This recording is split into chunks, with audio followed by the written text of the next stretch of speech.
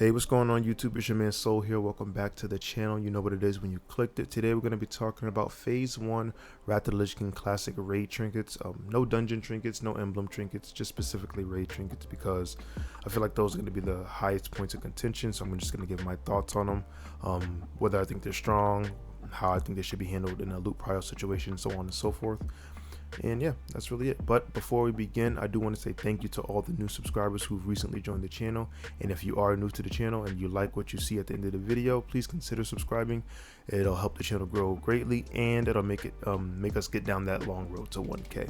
Also, at the end of the video, I will be talking about a small giveaway I'm doing just to show my appreciation to those who have been subscribing and commenting. But yeah, that's at the end of the video. So without further ado, let's jump on in.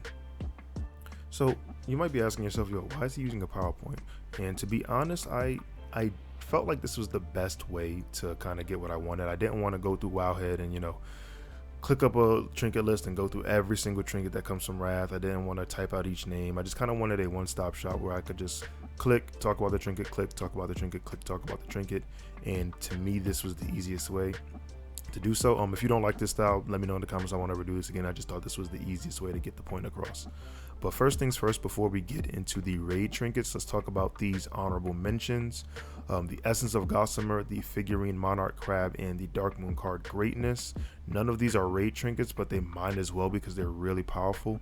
First things first, the Essence of Gossamer and the Monarch Crab, both of them are tank trinkets, but they're incredibly strong tank trinkets.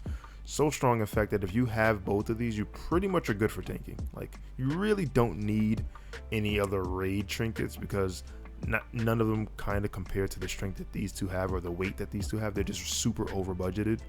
The Essence of Gossamer boasting a static 111 stamina and the equip effect. When struck in combat, you gain a protective shield reducing damage by 140 last 10 seconds. It's a really powerful trinket. The next is the Monarch Crab. This is going to be a JC only trinket, so you can't use this if you're not a jewel crafter, but I really highly recommend jewel crafting. Like, jewel crafting is a powerful profession. But anyway, so the Monarch Crab has a static 63 stamina with 2 sockets that you can put 224 solid stamina gems in, or if you're a jewel crafter like you should be because you're using this trinket, you can put 251 stamina gems in them. So you can do that, and it has an on-use effect of increasing your dodge rating by 300 for 10 seconds on a 1-minute CD. That's phenomenal in my opinion. So not only do you have a lot of stamina to kind of take the brunt of the magic hits, but you also have an avoidance on you. So really powerful, really powerful. Both of these trinkets are really good. You should definitely be looking to get them. Next, we have the Dark Moon card Greatness, and the Dark Moon card Greatness is another phenomenal trinket. Every Wrath expansion, every WoW expansion has their own iteration of Dark Moon cards, and the strong ones at that. And Wrath is no different, and just happens to be its own iteration.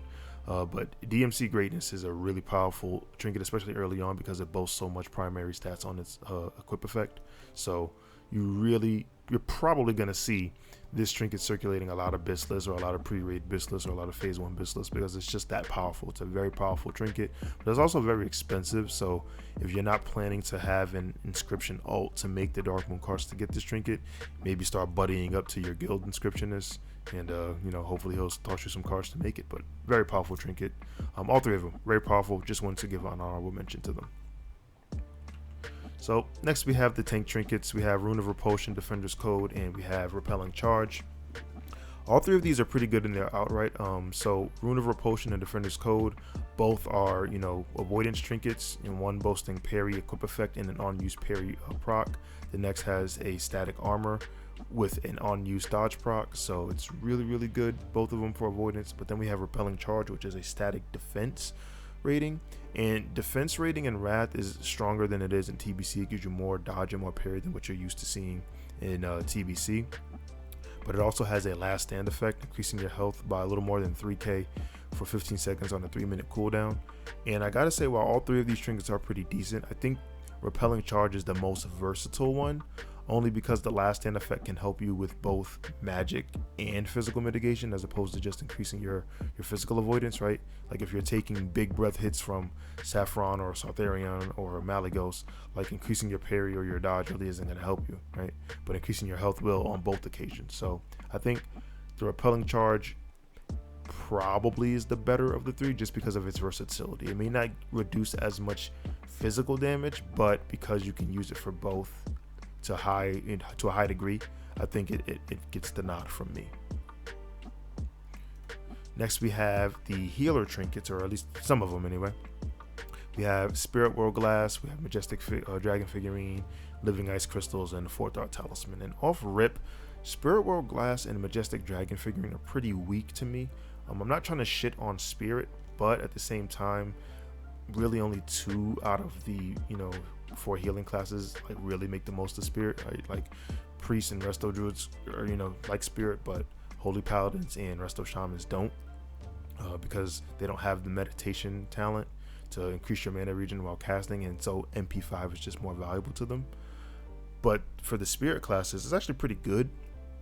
But I think overall, even for the classes who can make the most of Spirit, these are pretty weak trinkets. They don't have much throughput, and as a healer, you want some throughput. They don't have any throughput, not much. They don't have any throughput, and I feel like that's kind of bad. If you really need a mana regen trinket as a Spirit user, sure, but I feel like there are better options. And they're not only better options, they're better options that give you both like MP5 and throughput. So I don't think these trinkets are high value. I don't think, even though you generally don't loot prio like healer stuff like this, you're not gonna lose any sleep over not getting Spirit World Glass or Majestic Dragon Figurine. So don't make it a bigger thing than what it is. The Living Ice Crystals, so the equip effect of 54 MP5 isn't bad. Even the on-use effect isn't bad. Instantly healing a target for X amount every minute, that's not bad to me.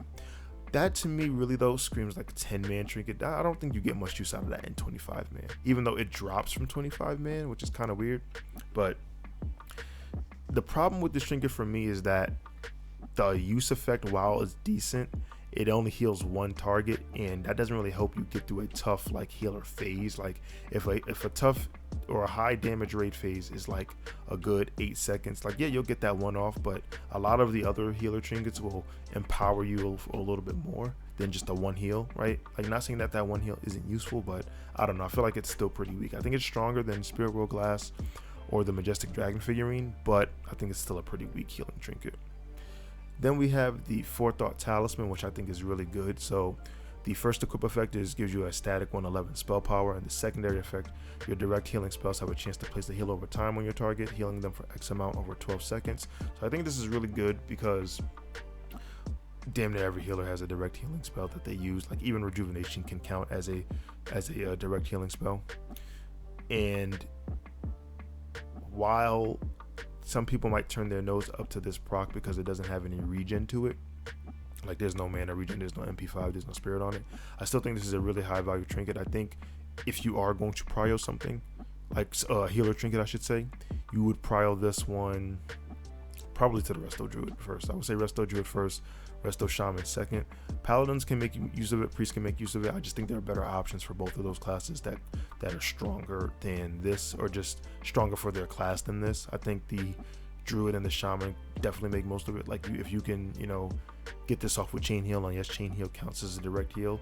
The jumps do count as direct heal, so you can, in theory, you would be able to proc the secondary effect off of each jump.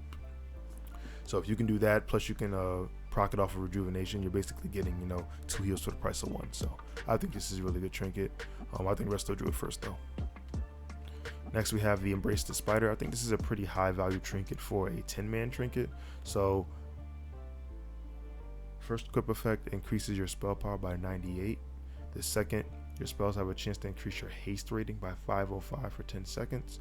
So to me, even though the secondary effect says your spells have a chance to do it, which means that it would proc off of both healing and damaging spells, I look at this trinket as a damage dealing trinket.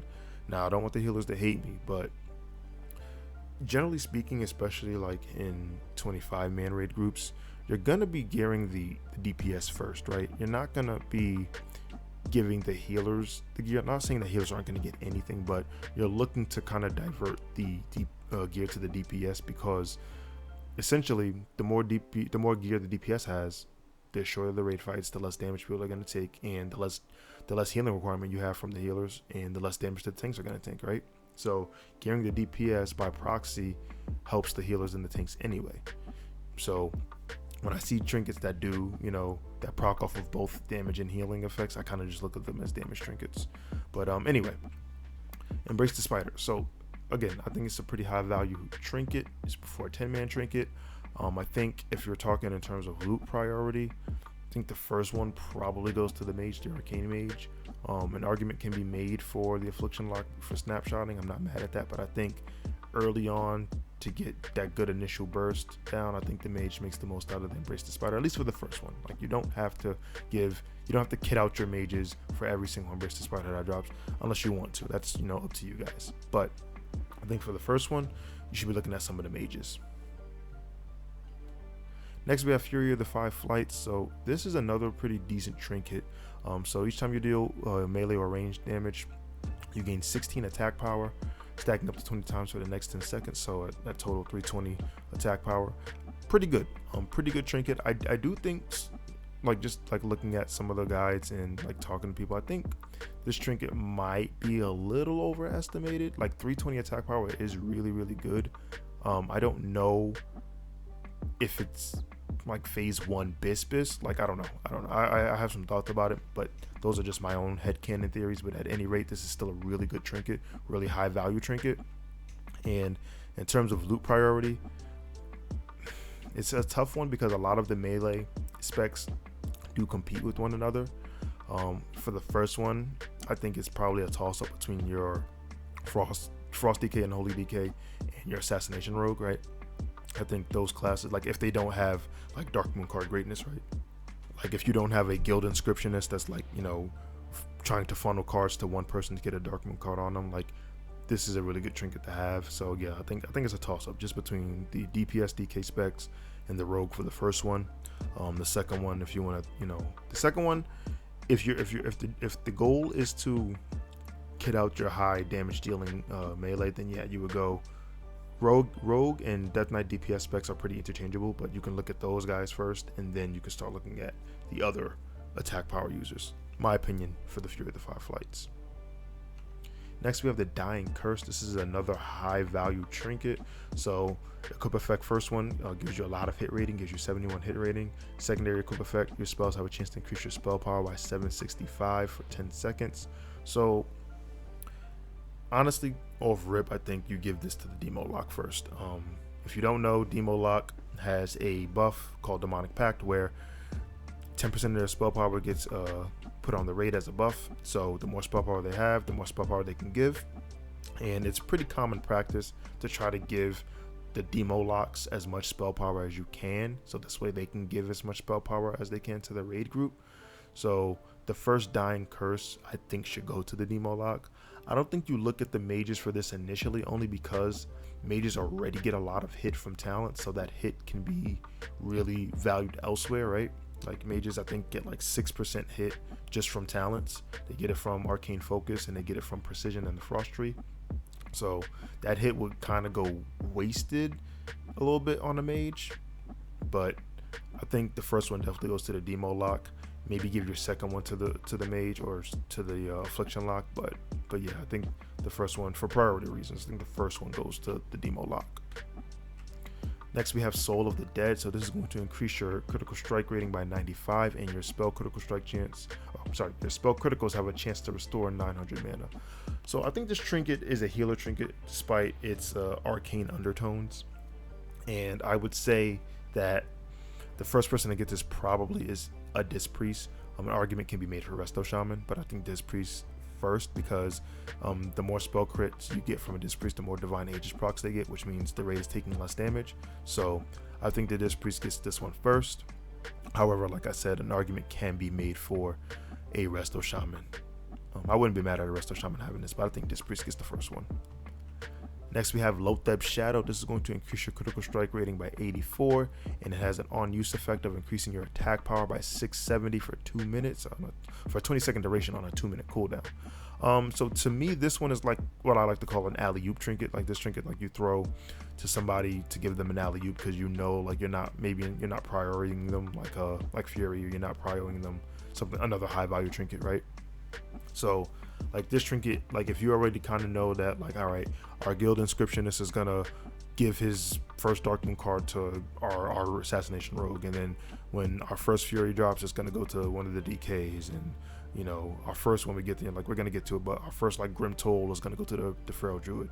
Like you look at this trinket, to me, in my opinion, I look at it kind of like an alley-oop, because it's like, well, you still got to gear your survival hunters, you still got to gear your in-hand shaman, you still got to gear your warrior DPS, right? So even though warrior can be argued to be proud of some stuff too, so I look at this like an alley-oop trinket. And the first person that comes to mind for this trinket to me is probably your survival hunter.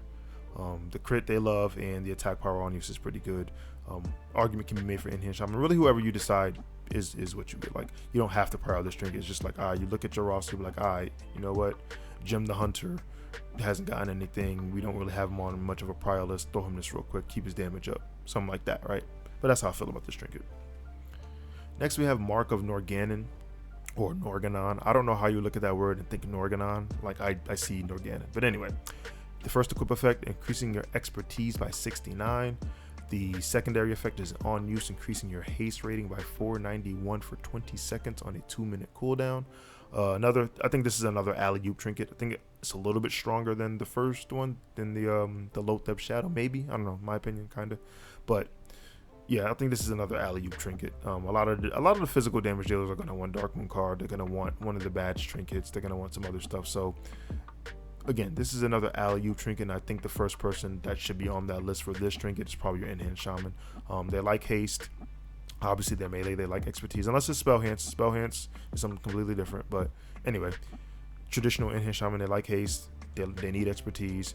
The cooldown lines up pretty well with their feral spirits, so throw them a bone, right? That's what I think with this trinket.